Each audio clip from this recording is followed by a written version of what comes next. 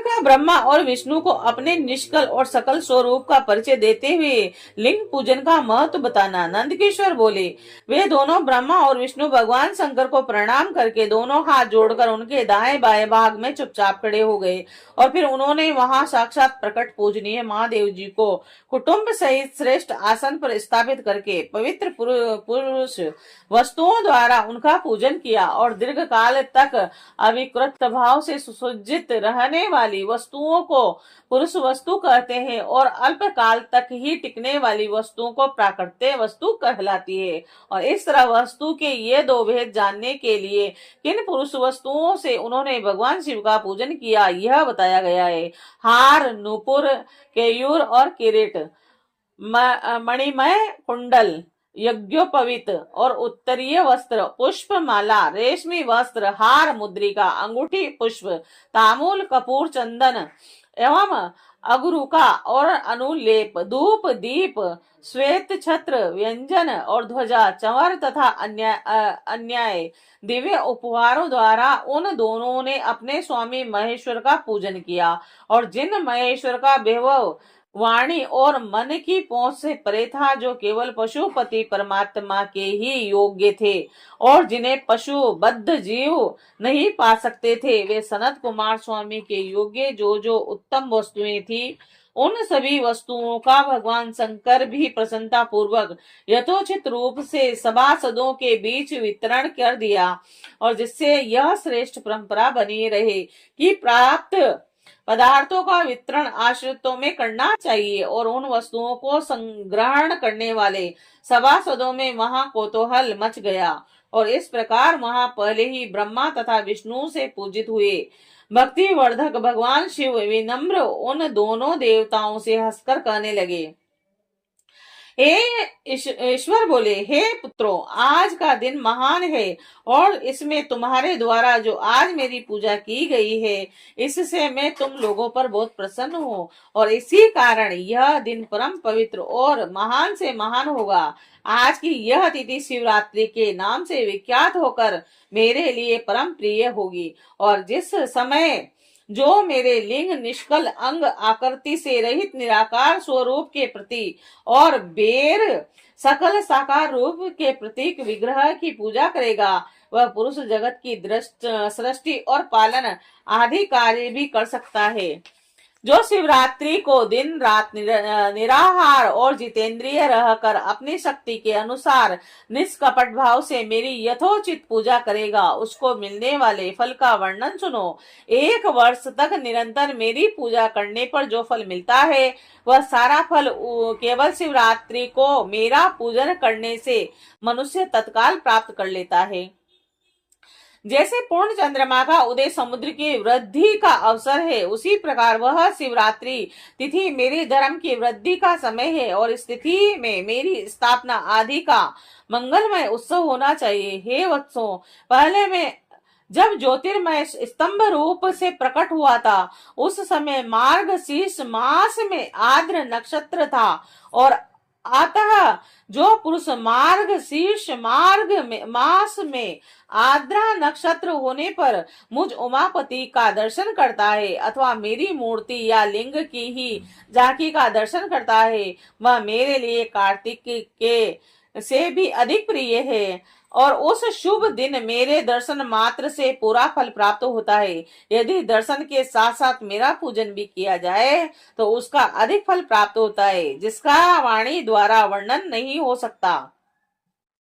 इस रणभूमि में मैं लिंग रूप से प्रकट होकर बहुत बड़ा हो गया था, अतः उस लिंग के कारण यह भूतल लिंग स्थान के नाम से प्रसिद्ध हुआ। और हे पुत्रों, जगत के लोग इसका दर्शन और पूजन कर सके और इसी के लिए यह अनादि और अनंत ज्योति स्तंभ अत्यंत छोटा हो जाएगा और यह लिंग सब प्रकार के भोगों को सुलभ कराने वाला और भोग तथा मोक्ष का एकमात्र साधन होगा और इसका दर्शन, स्पर्श तथा ध्यान प्राणियों को जन्म और मृत्यु से छुटकारा दिलाने वाला होगा। अग्नि के पाड़ जैसा जो यह शिवलिंग यहाँ प्रकट हुआ, इसके कारण यह स्थान अरुणाचल नाम से प्रसिद्ध होगा और यहाँ अनेक प्रकार के बड़े बड़े तीर्थ प्रकट होंगे और इस स्थान में निवास करने या मरने से जीवों को मोक्ष हो जाएगा। रथोत्सव आदि के आयोजन से यहाँ सर्वत्र अनेक लोग कल्याणकारी रूप से निवास करेंगे और इस स्थान पर किया गया दान, हवन तथा जप यह सब करोड़ों गुना फल देने वाला होगा और यह क्षेत्र मेरे सभी क्षेत्रों में सर्वश्रेष्ठ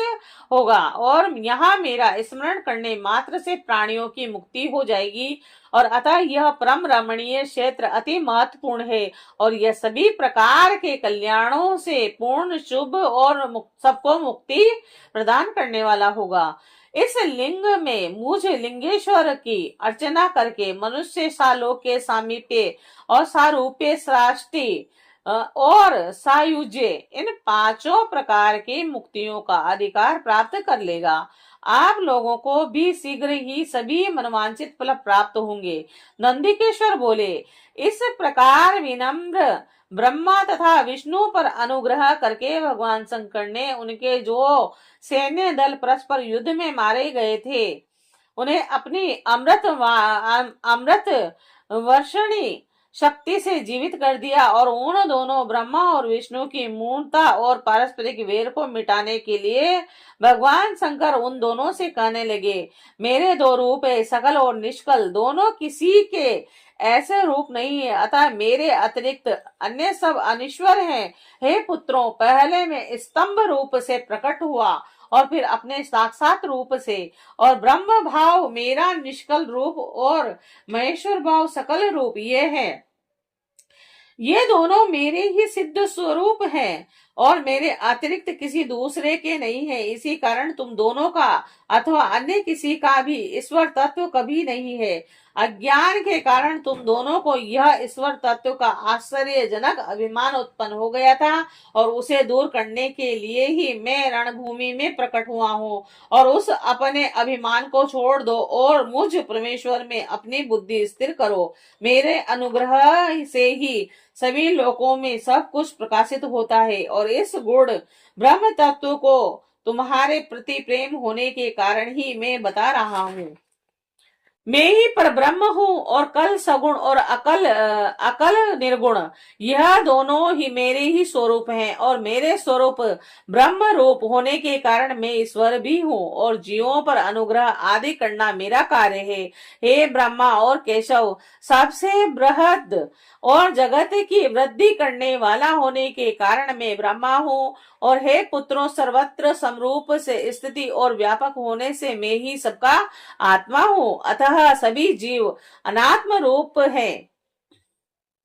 इसमें संदेह नहीं है। सर्ग से लेकर अनुग्रह तक आत्मा या ईश्वर से भिन्न जो जगत संबंधी पांच प्रत्यय हैं वे सदा मेरे ही हैं और मेरे अतिरिक्त दूसरे किसी के नहीं है, क्योंकि मैं ही सबका ईश्वर हूँ और पहले मेरी ब्रह्म रूपता का बोध कराने के लिए निष्कल लिंग प्रकट हुआ था और फिर तुम दोनों को अज्ञात ईश्वर का स्पष्ट साकार कराने के लिए मैं साक्षात जगदीश्वर ही सकल रूप में तत्काल प्रकट हो गया और अतः मुझ में जो इष्ट तत्व है उसे ही मेरा सकल स्वरूप जानना चाहिए तथा जो यह मेरा निष्कल स्तंभ है वह मेरे ब्रह्म स्वरूप का बोध कराने वाला है। हे पुत्रों, लिंग लक्षण युक्त होने के कारण यह मेरा ही लिंग चिन्ह है और तुम दोनों को प्रतिदिन यहाँ रहकर इसका पूजन करना चाहिए और यह मेरा ही स्वरूप है और मेरे सामीप्य की प्राप्ति कराने वाला ही है।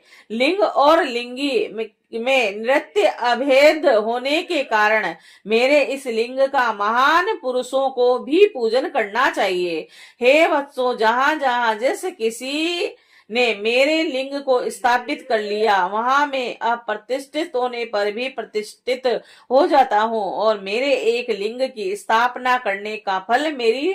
समानता की प्राप्ति बतलाया गया है। एक के बाद दूसरे शिवलिंग की भी स्थापना कर दी गई है। तब फलस्वरूप से मेरे साथ एक तत्व सायुज्य मोक्ष और रूप फल प्राप्त होता है और प्रधानता शिवलिंग की ही स्थापना करनी चाहिए। मूर्ति की स्थापना उसकी अपेक्षा गौण है और शिवलिंग के अभाव में सब ओर से मूर्ति युक्त होने पर भी वह स्थान क्षेत्र नहीं कहलाता। जय शिव शंकर।